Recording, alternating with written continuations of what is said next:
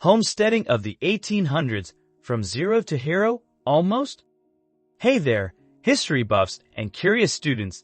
Ever dreamed of owning a vast expanse of land for just a small fee? Well, buckle up, because we're diving headfirst into the wild, wild story of the Homestead Act of 1862. A law that promised land, opportunity, and maybe a few plagues of locusts along the way. On May 20, 1862, President Abraham Lincoln, in the midst of a rather significant civil war, signed the Homestead Act. Think of it as the government's way of saying, hey, we have a lot of land, and you seem like you could use some. Just promise to live on it, improve it, and maybe fight off a few rogue tumbleweeds. Daniel Freeman, a Union Army scout with impeccable timing, or maybe just a really good New Year's Eve party, became the first claimant on January 1, 1863. Legend has it, he sweet-talked a land office clerk into opening shop just after midnight. Talk about dedication to real estate. This act eventually transferred over 270 million acres of public land into private hands. Believe it or not, figuring out who owned what land was a hot mess back in the day. Before the Homestead Act, land allocation was about as organized as a toddler's birthday party. Imagine trying to build a fence based on that big rock over there. Chaos. The Land Ordinance of 1785 finally brought some order to the frontier. They divided the land into neat little 6-mile squares called townships, which were further sliced into 36 sections of 640 acres each. Think of it as the government's attempt at playing Minecraft, but with real dirt and significantly fewer creepers. Initially, the government saw land sales as a sweet revenue stream, but at $1 per acre for 640 acres, it was a bit pricey for the average Joe or Jedediah. Imagine trying to save up $640 in the 1800s. You'd probably have to sell your horse, and then how would you get to your land? Over time, they lowered the minimum lot size and offered installment plans. By 1854, they even had a clearance rack for land that had been sitting around for 30 years, going for a steal at 12.5 cents per acre. Still, owning land remained a pipe dream for many. The mid-1800s saw a perfect storm of factors that fueled the homesteading movement. Rising prices for crops meant big farms were pushing out the little guys, who then looked westward for greener, or at least browner, pastures. Waves of immigrants, lured by the promise of a new life, also set their sights on the frontier. New canals and roads made the West more accessible, and suddenly, owning land seemed like a real possibility. The repeal of England's corn laws opened new markets to American agriculture. Of course, nothing is ever easy in politics.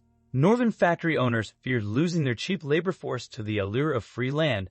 Southern states worried that new Western territories would become anti-slavery strongholds. Despite these concerns, the idea of preemption, settling first, paying later, gained traction. But actual homesteading legislation faced constant roadblocks.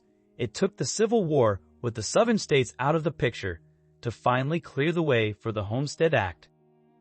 The Homestead Act laid out a simple, in theory, 3-step process. File an application, improve the land, and file for a deed of title. Any citizen or future citizen who hadn't taken up arms against the U.S. could claim 160 acres. For 5 years, the government kept an eye on things, making sure homesteaders were actually living on the land and making improvements.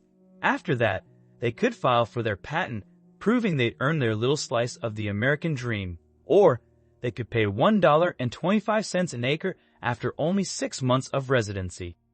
Of course, where there's a law, there's a loophole. Land speculators found ways to game the system, hiring fake claimants or buying up abandoned land. The General Land Office, underfunded and overwhelmed, struggled to keep up. And then there were the physical challenges. Wind, blizzards, and plagues of insects could wipe out crops in an instant. The lack of trees meant building homes out of sod, basically dirt houses. And 160 acres, while a lot, often wasn't enough to sustain a farm on the dry plains. But for those who persevered, the rewards could be great. The railroads, built shortly after the Homestead Act, made transportation easier and brought manufactured goods to the frontier. Montgomery Ward and other catalog houses offered everything from farm tools to prefabricated houses. The Homestead Act also had a profound impact on Native American populations. The Dawes Act of 1887 broke up reservations, granting individual farms to Native Americans and opening up the remaining land to settlers. On January 1, 1863, Daniel Freeman and 417 others filed claims. They were followed by countless more pioneers who transformed the West, building towns, schools, and new states. In 1936, Daniel Freeman was recognized as the first claimant, and the Homestead National Monument was established on his land in Nebraska. By 1934, over 1.6 million homestead applications had been processed, transferring 10% of all U.S. lands into private hands. The Homestead Act was repealed in 1976, but its legacy lives on. It shaped the American West, fostered a spirit of self-reliance, and reminds us that even the wildest dreams can come true, with a little hard work, a lot of luck, and maybe a good supply of insect repellent.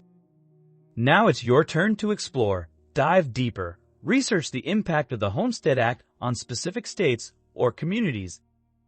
Visit the past, plan a trip to the Homestead National Historical Park, and walk in the footsteps of the pioneers.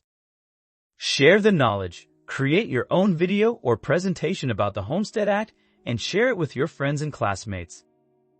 Subscribe. Don't forget to subscribe to our channel for more fascinating history lessons.